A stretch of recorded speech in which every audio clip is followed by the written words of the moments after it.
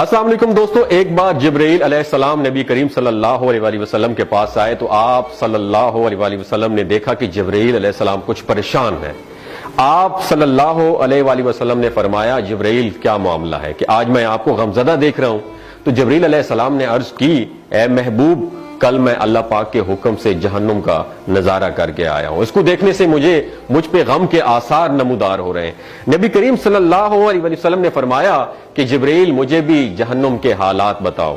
جبرائیل نے عرض کی، جہنم کے کل 7 درجے ہیں اور ان میں سے جو سب سے نیچے والا درجہ ہے اللہ ان میں منافقوں کو رکھے گا، اس سے اوپر والے 6 درجے میں اللہ تعالیٰ مشرک لوگوں کو ڈالیں گے، اس سے اوپر 5ویں درجے میں اللہ سورج اور چاند کی پرستش کرنے والوں کو، عبادت کرنے والوں کو ڈالیں گے، 4تھے درجے میں اللہ پاک آتش پرست لوگوں کو ڈالیں گے، اور 3رے درجے میں اللہ پاک یہود کو ڈالیں گے، 2 درجے میں اللہ تعالیٰ عیسائیوں کو ڈالیں گے۔ یہ کہہ کر جبرائیل علیہ السلام خاموش ہو گئے تو نبی کریم صلی اللہ علیہ وسلم نے پوچھا، جبرائیل آپ خاموش کیوں ہو گئے؟ مجھے بتاؤ کہ پہلے درجے میں کون ہوگا؟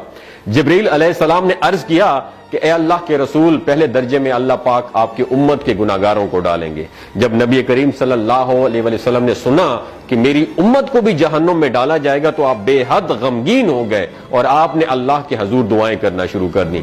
3 دن ایسے گزرے کہ اللہ کے محبوب مسجد میں نماز پڑھنے کے لیے تشریف لاتے، نماز پڑھ کر حجرے میں تشریف لے جاتے اور دروازہ بند کر کے اللہ کے حضور رو رو کا دعائیں فرماتے۔ صحابہ حیران تھے کہ نبی کریم صلی اللہ علیہ وآلہ وسلم پر یہ کیفیت کیسے طاری ہوئی ہے، مسجد سے حجرے جاتے ہیں، گھر بھی تشریف لے کر نہیں جا رہے۔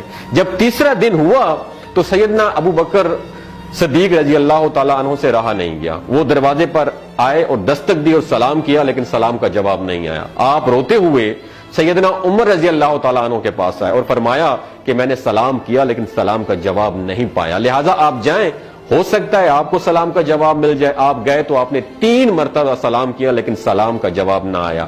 حضرت عمر رضی اللہ تعالیٰ عنہ نے سلمان فارسی کو بھیجا لیکن پھر بھی سلام کا جواب نہیں آیا۔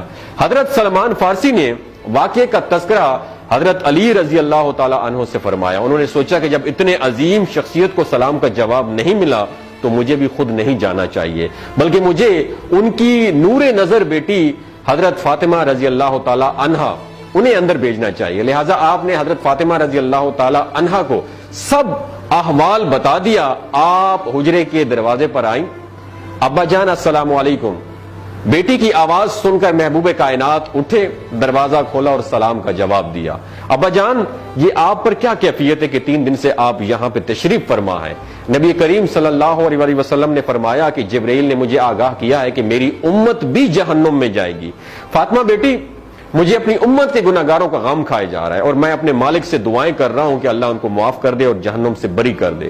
اور یہ کہہ کر پھر آپ سجدے میں چلے گئے، رونا شروع کر دیا، یا اللہ میری امت کے گناہگاروں پر رحم کر، ان کو جہنم سے آزاد کر کے۔ اتنے میں حکم آ گیا، وَلَسَوْفَ يُعْطِيكَ رَبُّكَ فَتَرْضَىٰ، اے میرے محبوب غم نہ کر، میں تم کو اتنا عطا کروں گا کہ آپ راضی ہو جائیں گے۔ آپ خوشی سے کھل اٹھے اور فرمایا کہ لوگوں، اللہ نے مجھ سے وعدہ کر لیا ہے کہ روز قیامت مجھے میری امت کے معاملے میں خوب راضی کرے گا، اور میں اس وقت تک راضی نہیں ہوں گا جب تک میرا آخری امتی بھی جنت میں نہ چلا جائے۔ بولتے ہوئے آنکھوں سے آنسو آنا شروع ہو جاتے ہیں بندے کے، کہ جب بندہ سوچتا ہے کہ ہمارا نبی صلی اللہ علیہ وسلم اتنا شفیق اور غم محسوس کرنے والا ہے اور بدلے میں ہم نے ان کو کیا دیا۔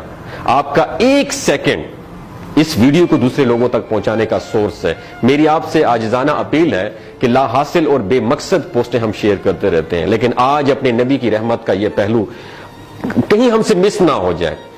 ایک شیئر کر کے اپنا حصہ ضرور ڈالیے گا، کیا پتہ کون گناہگار پڑھ کر راہ راست پہ آ جائے اور دوسروں کو تھوڑی سی ہدایت مل جائے۔ کہنے کا مقصد یہ ہے کہ ایک نبی ہمارے لیے اتنا غم خوار ہے اور ہم یہاں بیٹھ کے اس کی امت کے اوپر اتنے مظالم ڈھائے جا رہے ہیں، ہمارے فلسطینی بھائیوں پہ اتنا ظلم کیا جا رہا ہے، لیکن ہم ٹس سے مس نہیں ہو جا رہے۔ آج ہمارے پاس اگر تلواریں ہوتی تو ہم تو بالکل سوچنا ہی ختم کر دیتے، لیکن آج ہمارے پاس میزائل ہیں، آج ہمارے پاس ایٹم بم ہے، لیکن پھر بھی ہم بے حس بنے ہوئے ہیں۔ اللہ تعالیٰ ہمیں ہدایت نصیب فرمائے، اللہ تعالیٰ ہمارے لیے آسانیاں پیدا فرمائے اور اللہ تعالیٰ ہمیں نیک کام کرنے کی توفیق عطا